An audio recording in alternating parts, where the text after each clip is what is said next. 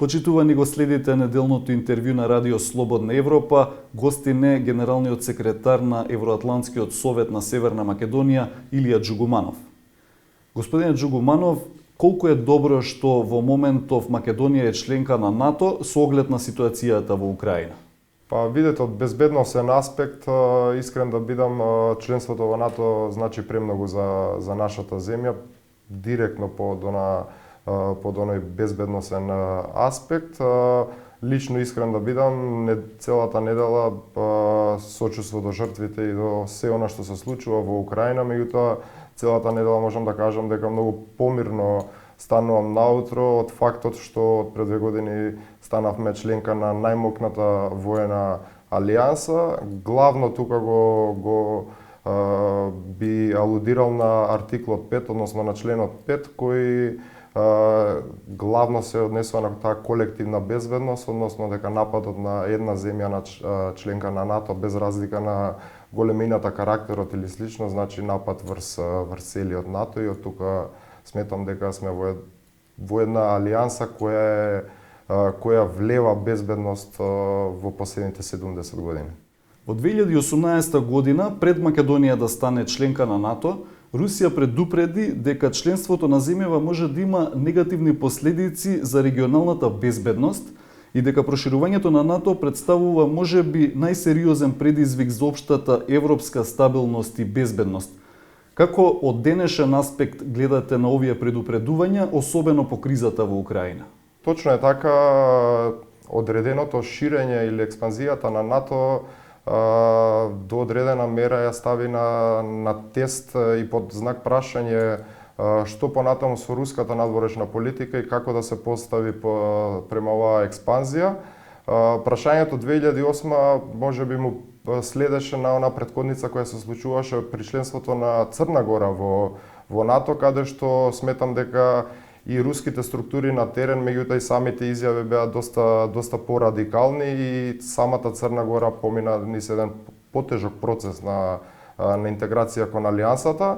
Истото се случи и во Македонија. Самото појачаната агенда за побрзо членство во НАТО следеше по падот на претходната власт, каде што можам слободно да кажам дека иако Руската Федерација немаше одредена конкретна стратегија и за регионот и конкретно за Македонија, на нив им одговараше целото на статус кво кое се случуваше со претходното 12 годишно владење, каде што беше јасно дека нерешавањето на спорот со името и со соседите нема да може да ни приушти брза интеграција во НАТО и во Европската Унија, така да Руската Федерација имаше една комотна позиција изградена преку самото статус кво и токму така имаше закани дека ќе следи реципроцитет, дека ќе следат одредени санкции, меѓутоа би рекол политичките односи помеѓу нашата земја и Русија никогаш не биле на едно,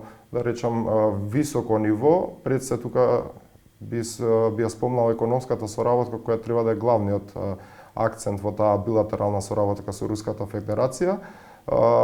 Директно не ги осетивме тие закани и последици можеби, меѓутоа еве гледаме дека слободно би можел да речам руските фрустрации на падањето или намалувањето на влијанието на Русија во светот доведе до ова што се случува денес. Сега Русија повторно се закани дека ќе има последици за оние земји кои воведоа санкции, а меѓу нив е и Македонија. Токму така, значи сите кои воведуваат санкции према Руската Федерација се свесни дека самите санкции ќе влијат и према нивните и економии, меѓутоа и према билатералните односи со Русија.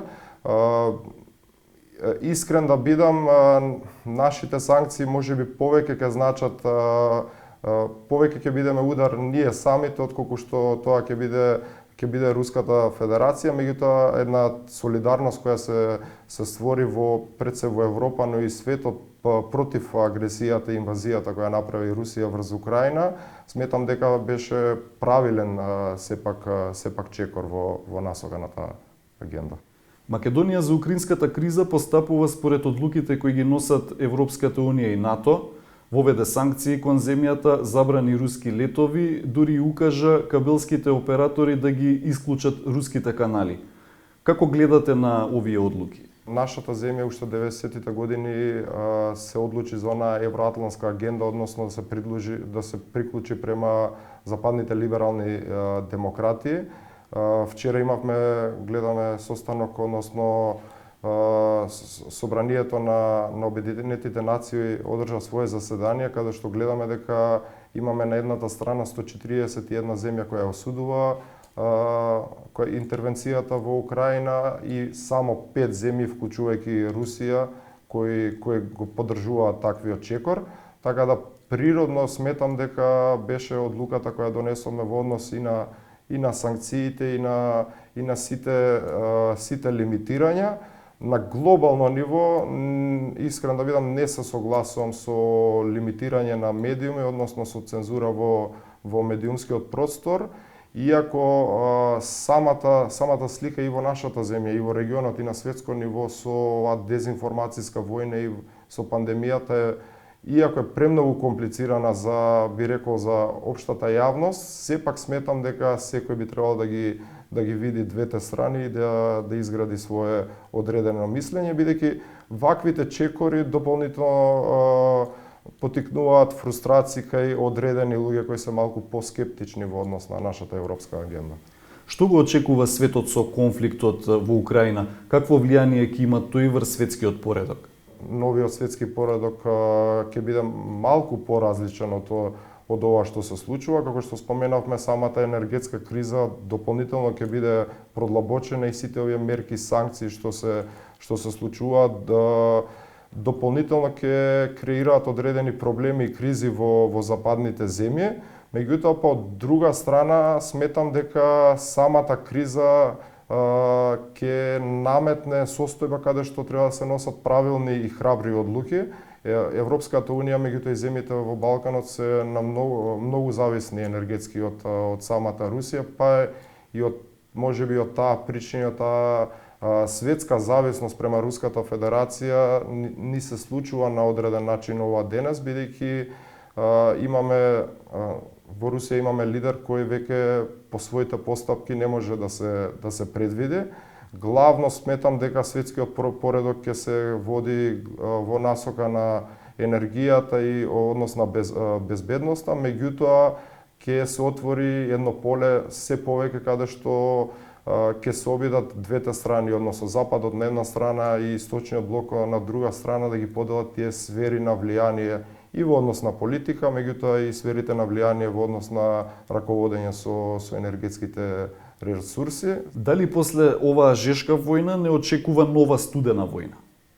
Па, како ме прашувате, лично јас би го ставил по знак прашање завршувањето на првата студена војна во 90-тите години, односно 89-та година, бидејќи по самото завршување на таа студена војна, односно согласност од двете страни, веќе имавме веднаш после тоа изјава од америчкиот претседател дека Америка ја победи студената војна и сметам дека тоа наоружување или јачање на двете страни уште од 90-тите години не е престанато. Во изминатите години имавме многу примери кои докажуваат дека би рекол билдањето на двете страни не застанува и продолжува. Тука исто би го напоменал и немањето договори во користење на нуклеарното оружје дополнително ни покажува дека светот е во една тензична ситуација.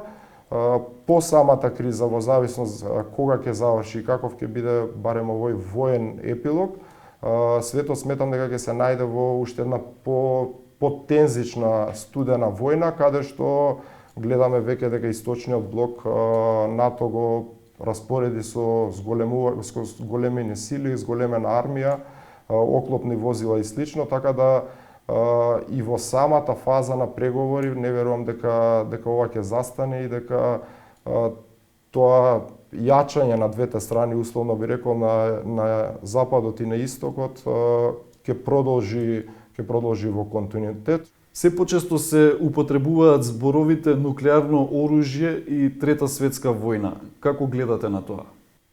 Искрено ме плашат сите изјави во однос на и самото спомнување на употребата на нуклеарното оружје, иако сметам дека кај и од двете страни, кај лидерите има одреден разум кои би биле последиците од користење на таквото нуклеарно оружје. Предпоставам дека Западот и пред се тука спомнувам НАТО и Америка главно можеби затоа даваат поддршка од страна, меѓутоа немаат и не би се вклучиле во никоја фаза од конфликтот директно во Украина, главно од тој момент од употребата на нуклеарното оружје, бидејќи секое директно вмешување на Западот во Украина би можело веќе да значи Трета светска војна, а со тоа мислам дека и употребата на нуклеарните оружја ќе биде и неизбежна. Шефот за надворешна политика на Европската Унија Жозеп Борел изрази загриженост за, како што рече, постојаните напори на Русија за дестабилизација на Балканот. Со какви последици може да се соочи регионот, вклучително и Македонија? Јавното мислење е многу поларизирано, не само во нашата земја, меѓутоа и во целиот регион.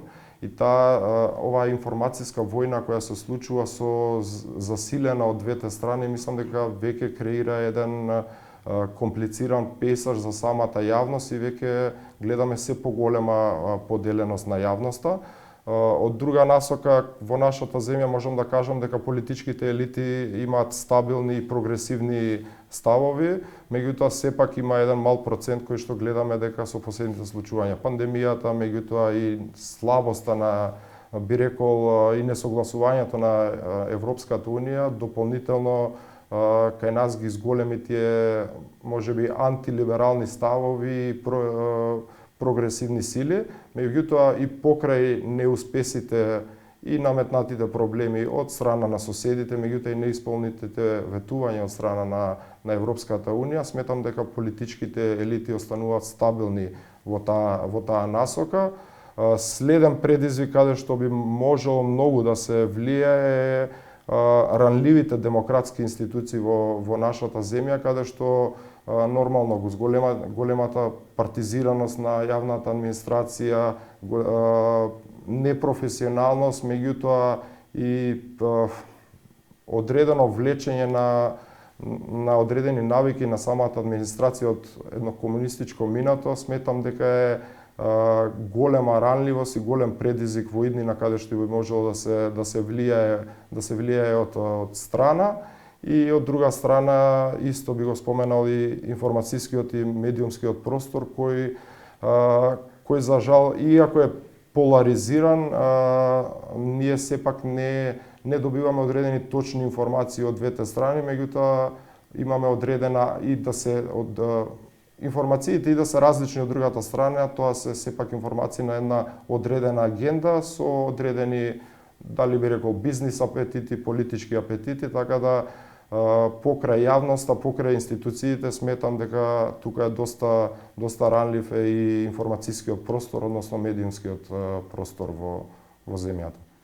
Господине Джугуманов, ви благодарам за интервјуто. Ви благодарам многу. Почитувани, го следевте неделното интервју на Радио Слободна Европа. До гледање.